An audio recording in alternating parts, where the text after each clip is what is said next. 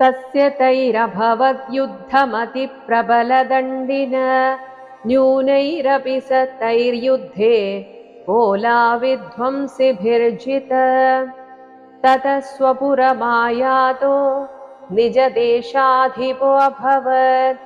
आक्रान्तः स महाभागस्तैस्तदा प्रबलारिभिः